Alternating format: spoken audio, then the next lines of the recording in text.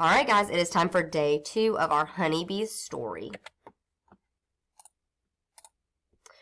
Look at that word. Remember we talked about these words yesterday. That E is going to say its name because he's the only vowel and he comes at the end. So let's sound it out. B, E, B. What's this word? B. That E is going to say his name. He's a long vowel. All right, let's look at this word. Since the E is at the end and it's the only vowel, he's going to say his name. So we would sound this word out, W-E. Remember, he's the only vowel and he's at the end, so he's going to say E. All right, our two E's together, they still make one sound. They're a vowel digraph because they make one sound. The two E's together say E, like in B. All right, let's look at this word. E, me. There's only one vowel, and the letter E is at the end, so he's going to say his name. Here's how we would sound it out. E, me. Let's look at this word. I see our two E's together, so they're going to say E. Let's sound it out. S-E-D, seed. The two E's together say one sound. What sound do they say? Good, they say E. And here's how we would sound it out. S-E-D, seed. Remember, when E is the only vowel in a word and it comes at the end, it usually says its name. So the letter E, what's his name? E, and that's the sound he would make.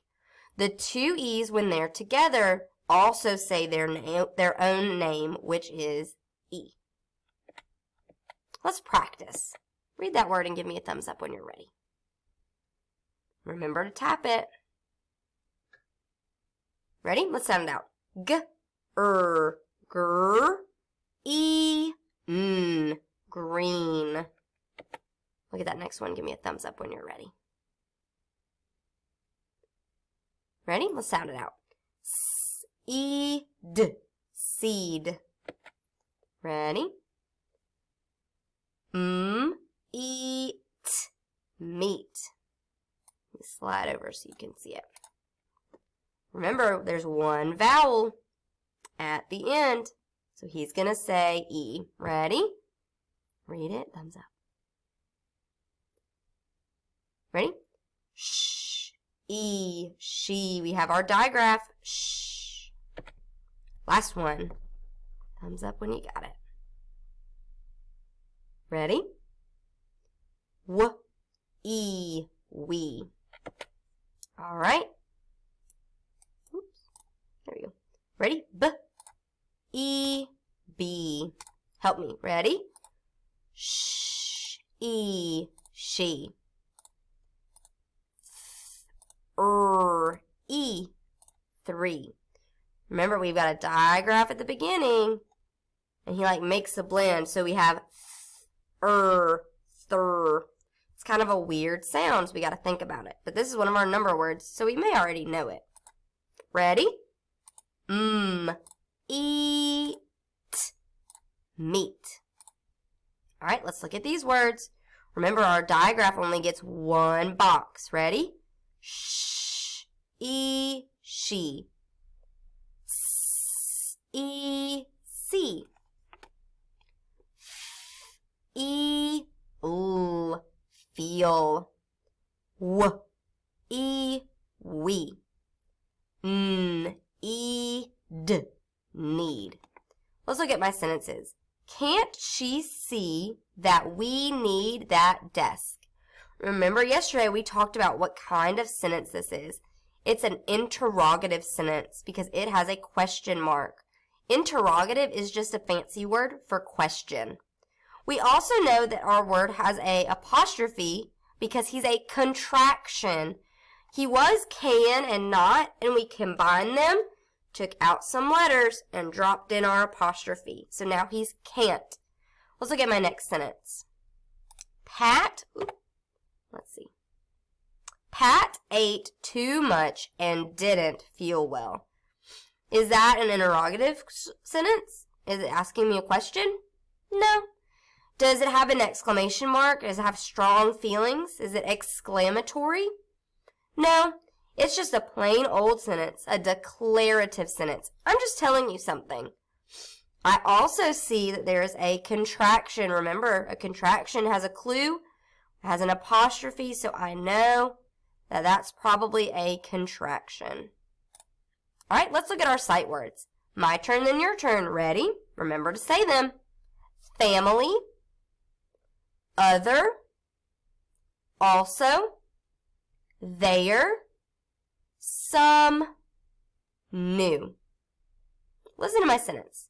That bee family also can see the other side of that hive. Look at number 2. Their new home has some big trees.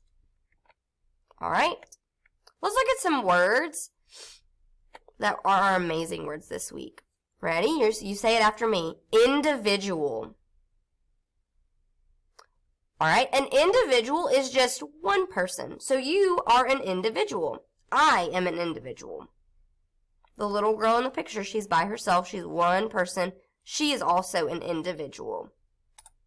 All right, industrious.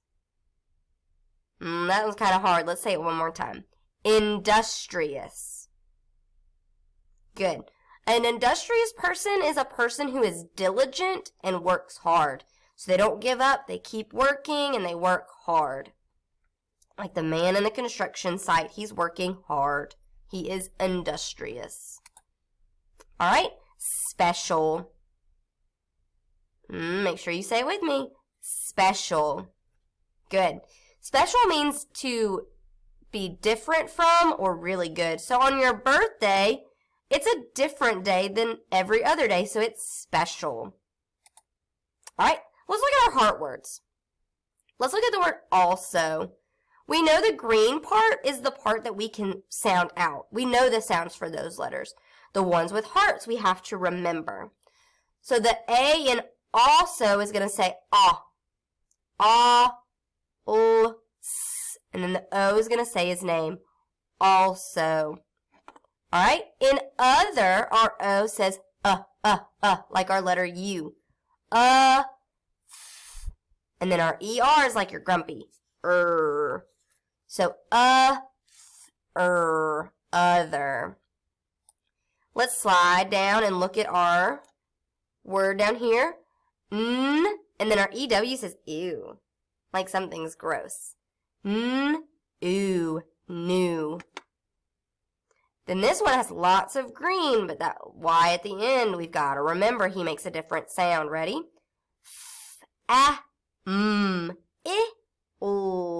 E, family. What's this word? Family. All right. Next word, s. We know that sound because he's green. Our heart words we have to remember. Ready?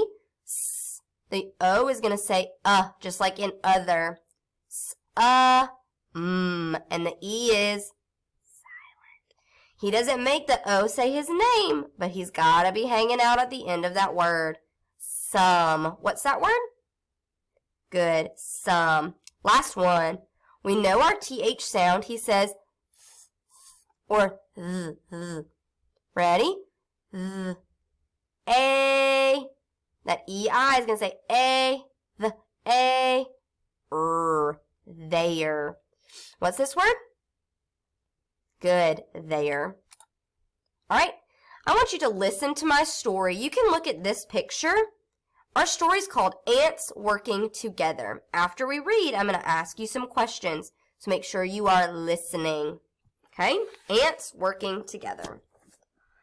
Ants may not look like people, but they have a lot in common with us.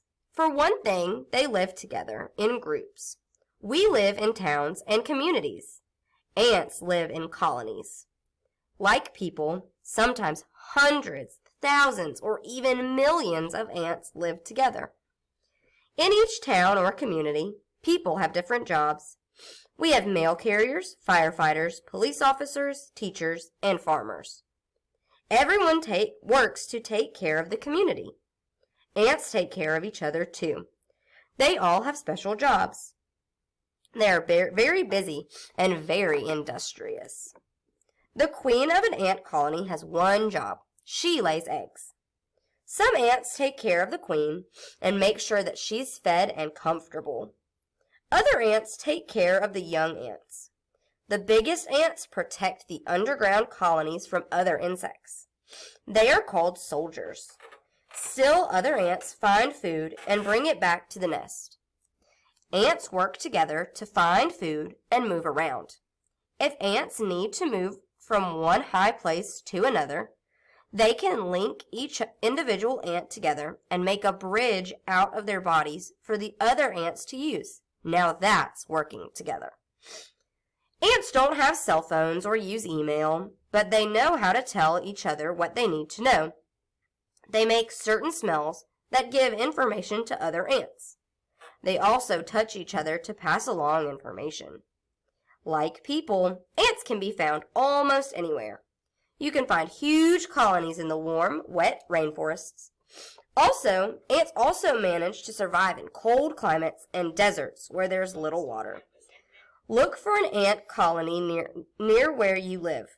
It can be in a backyard, a park, or on the sidewalk. Watch and you will see you have a lot in common with these tiny creatures. So let's look at some questions.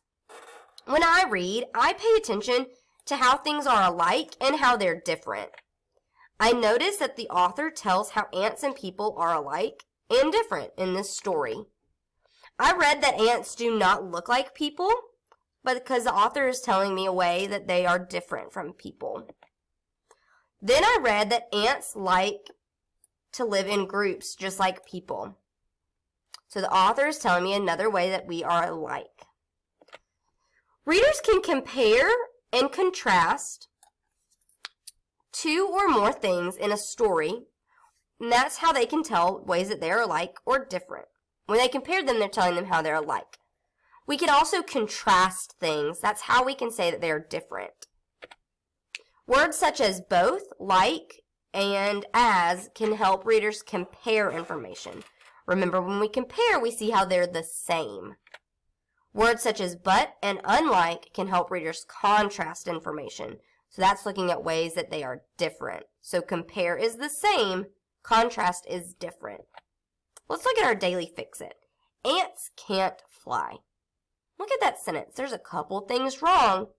The first thing I see is that the letter at the beginning is not capitalized. So we need to fix that. And we also have a contraction, and he's missing his clue. That's right, he needs his apostrophe. Let's look at the second sentence. Ants lift huge things. Is my word ants a contraction? No, it's talking about more than one ant. So I don't need an apostrophe. And my word huge, the sounds are right, but how would we spell that?